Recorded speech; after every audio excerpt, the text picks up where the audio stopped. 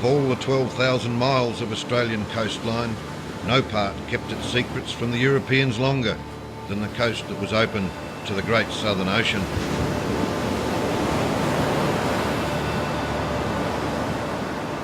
From the early 1600s, Dutch seamen had been exploring the north and west coast of what they called New Holland.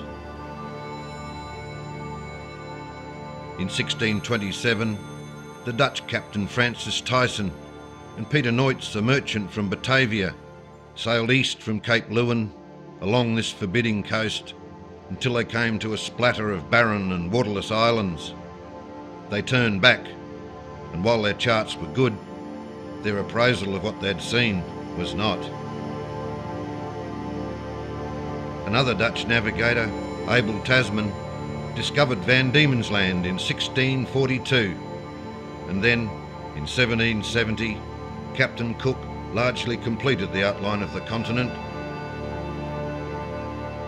But as late as the year 1800, a vast stretch of the south coast still remained unexplored and unknown to the scientists and mapmakers of Europe. And this is the story of its European discovery and the story of those who came in Flinders Wake.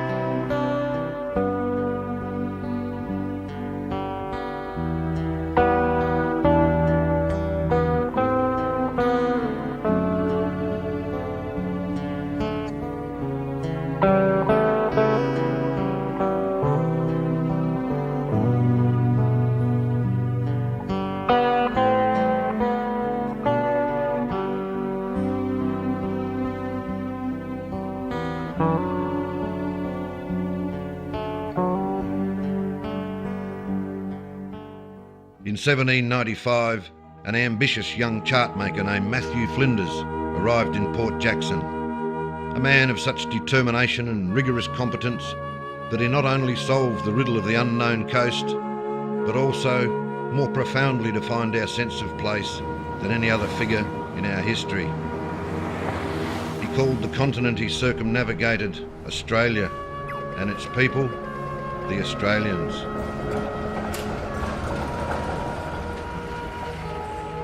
In 1798, as a 22-year-old lieutenant, and with his friends, the surgeon adventurer George Bass and seaman John Thistle, they circumnavigated Van Diemen's Land. But what lay between Tasmania and the islands of Noyts? Flinders was determined to find out. And he had a patron, Cook's botanist, Sir Joseph Banks, and by 1800, he was back in England and drumming up support for just such an expedition.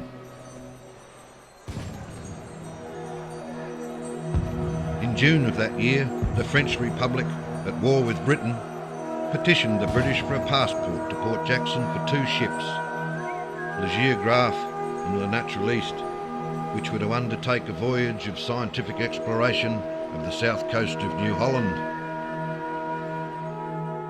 Prominent scientists like Banks and his opposite number in Paris, Professor Dussault, ensured that the interests of science prevailed and the passport was issued. But it's not surprising that soon afterward, Flinders' entreaties to Earl Spencer, First Lord at the Admiralty, were answered.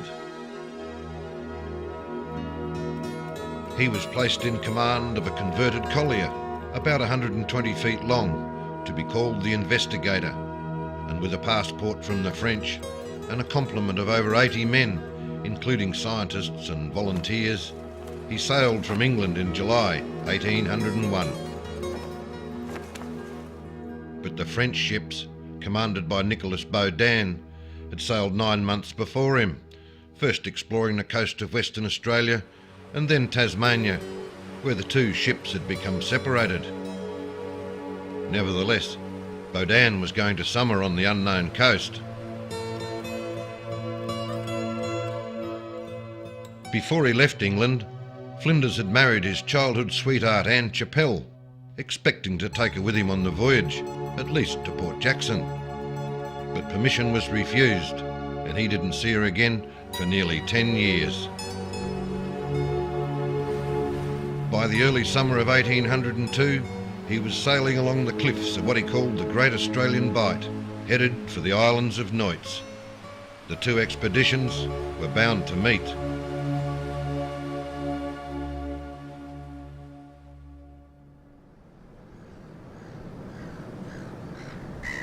And meet they did, out there in Encounter Bay, on 8th of April, 1802. And this monument at Rosetta Head near Victor Harbour marks the 100th anniversary of that meeting. But now it's the summer of 2002 and another 100 years have passed. And what did they discover along the unknown coast, and what became of it? What shaped its past, and what sort of things are shaping its future? By way of answering these questions, and out of respect for these scientists and their spirit of inquiry, I'd like to mark this 200th anniversary of their meeting here by retracing their voyages of discovery along the unknown coast.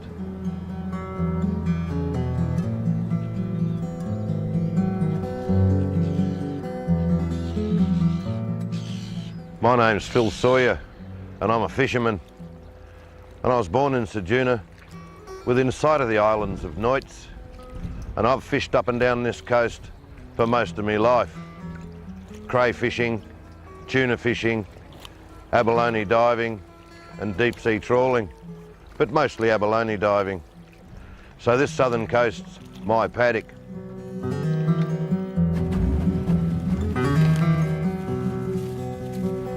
And our crew on this little expedition of tribute and discovery: son Michael's on holidays from studying geology, and daughter Kate's our production assistant. And the boat we'll use for the trip, our plastic diesel-driven Investigator, is my old abalone boat. We're both retired, so we've got the time. The Investigator was about 6 miles south of Victor Harbour when, after nearly 2.5 months on the unknown coast, the lookout saw a sail. It was Le Géographe. The English had dreaded this day that they'd meet the French, for it meant that their run of original discoveries was over. Flinders and Robert Brown, the botanist, went aboard the French vessel. There they exchanged maps and information with Captain Baudin and Francois Perron, the naturalist, who was his deputy. But the French had found no great river and no great gulf, and nor had Flinders. The unknown coast was no more. But the point of all of this, and the reason I started this little tale here, lies about 6 miles away to the northeast, and they never found it. Behind the endless breakers of Encounter Bay is the mouth of the Murray River and the highway to the core of the continent. But April is at the end of the long, dry southern summer, and these were Europeans, and they were looking for some great river of their imagination. The river mouth was discovered 28 years later by Captain Sturt, the rower. But if either one or both our expeditions had found it in 1802, the history of southern Australia would have been very different. After their encounter, Captain Baudin sailed west to Kangaroo Island and then quickly on to the Noits Archipelago before returning to Port Jackson. His men were sick with scurvy. Flinders sailed directly on to Port Jackson, down along the small section of unknown coast discovered by the French. Baudin, unable to find Le Naturaliste and beset by other small disasters, had dallied too long in Tasmania.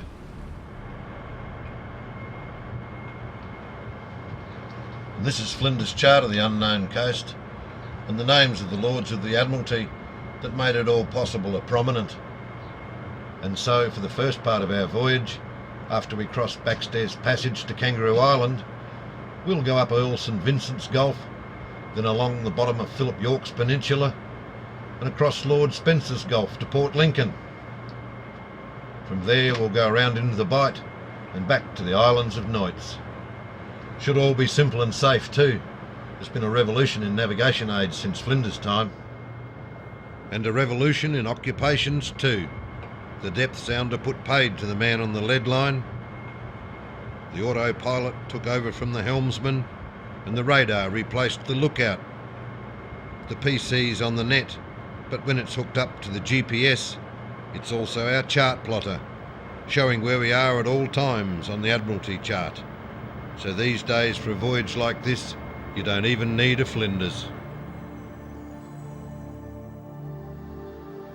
Backstairs Passage was formed by a river of ice that came from the southeast in Permian times, nearly 300 million years ago. The last great ice age ended only a couple of million years ago, and since then the climate's gyrated wildly from mini ice ages with low sea levels to warmer interglacials like today, about 7 times. And only 15,000 years ago, at the height of the last cold snap, the sea level was about 180 metres lower than today, and the coast was out near the continental shelf, 50 miles away. And then the tide came in, and while some islands were drowned as the waters rose, of necessity, others were created in their place. But so it is with anything evolutionary, be it biological, geological, or as we'll see, social and technical, anywhere where time is the tide.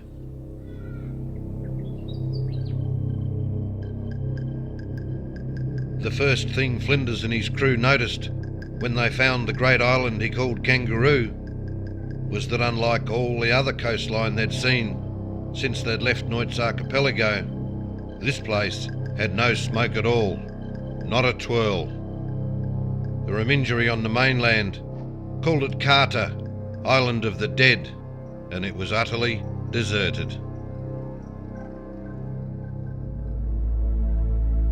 This sheltered anchorage Flinders called Eastern Cove, and from here he explored the island.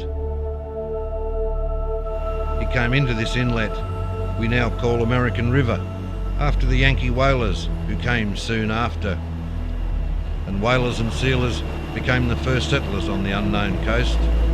They were treasure hunters and outlaws of various sorts, taking the easy but often temporary wealth that comes with being first on the frontier.